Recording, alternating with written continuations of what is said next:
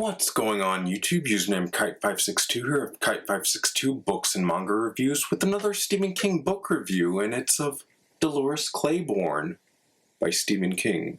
Now, this story as a whole is written as a solo monologue, so there's no chapters within this story, but I'm just going to document my experience about this story, so sit back and relax and listen to what I have to say. Be sure to leave a like, comment, subscribe if you enjoy the content on this channel. And thank you all who have subscribed to my channel recently. It really means a lot. But again, my channel is just a hobby, so sit back and relax and listen to what I have to say about my experience with Dolores Claiborne by Stephen King. As for the plot of this story, it appears for 3 decades in the town of Little Tall Island, Maine. Dolores Claiborne's husband dies during a total and full eclipse on July 20th, 1963. Now, as a home caregiver of Vera Donovan, a very wealthy woman with an attitude to boot, and I'll leave it at that. So, Dolores' rich charge, who is also bedridden, suddenly passes away. Now, Dolores retells of these events before these deaths. Some hidden truths become unveiled.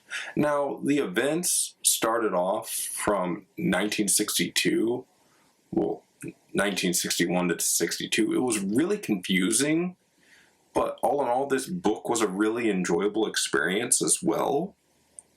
And I have to say, for my first side note, so for the first 53 pages, the book really hooked me in. I mean, it really sinks its teeth in you with its descriptions.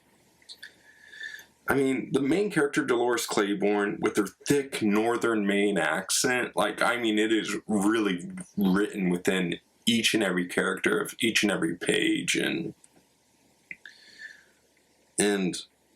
she was also really explaining the situation in that accent as well, and it was just a really wonderful way to read once I started understanding everything, like hosses meant horses, and that always caught me off guard as I read. But all in all, according to my notes, Dolores' charge seems to be 65, or Dolores seems to be 65. It was still a little bit confusing.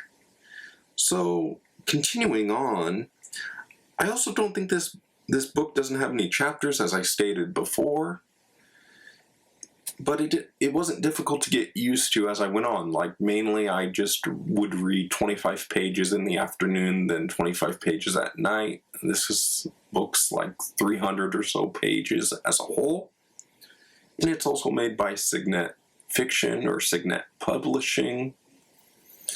As you can tell from this version, right there, there's the back, and there's the front. So, as I was saying, when Dolores tells of her husband, Joe St. George, which he's a straight up fucking bastard, I'm just gonna say that, he was a raging alcoholic. On top of that, Vera had her own family tragedies she dealt with as well. Again, this book has no chapters, so it feels more like a documentation of events being told from Dolores Claiborne's perspective. Like just, how a journal entry or prose of journal entries of Bram Stoker's Dracula was, with its telegrams and then journal entries, unsent letters. I'll leave a link to the review of Dracula up here in the comments below. But again, the whole book felt like more of a documentation of events from Dolores' perspective, but it was still really enjoyable. And so, for the very second side note, the scene unfolding on pages 56 and 57 is going to be very memorable to me, and to any new readers out there. Just go out and read this book, and I'll have to say that. And I'd say my favorite quote from this book, and it's from Dolores herself, it's not exactly, "When I get ready to settle your hush, I won't bother making look like an accident. I'll just shove you out the window. Or no, wrong quote here. It's basically a scene between her and Vera Donovan. So she said, "Not exactly. When I get ready to settle your hash, I won't bother making look like an accident. I'll just shove you out the window and there'll be one less smelly bitch in the world." Dolores Claiborne, page 58. And again, this is a debacle between Vera Donovan and Dolores herself, and then the moment where she busts in Vera's room with the vacuum cleaner and literally scares the shit out of her, is just, it had me cackling. Like, this seems more like an unhinged version of like Dorothy Spornak's relationship with her mother, Sophia Petrillo. So I don't know why that popped into my mind. And also, speaking of the Golden Girls, like every time Vera would speak in the flashbacks, I'd always imagine Betty White's voice coming out of her mouth for some reason, and that just made the book a lot more enjoyable to me. So, continuing on.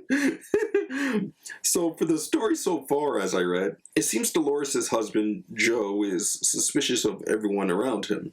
It also sounds like Dolores rushed into marrying Joe, too, around the time of the junior-senior prom dance, where Moonlight Cocktail played on the speakers, and Dolores wanted to feel Joe's smooth, creamy head, apparently.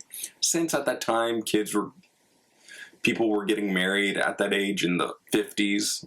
Like, I think it was like 1952 or 55 last time I read. But man, I finished this book at like 11:30 in the evening last night, and it was just such a wonderful experience. Like, literally, the rain was pouring down, and I just could not put the book down. It's really that good.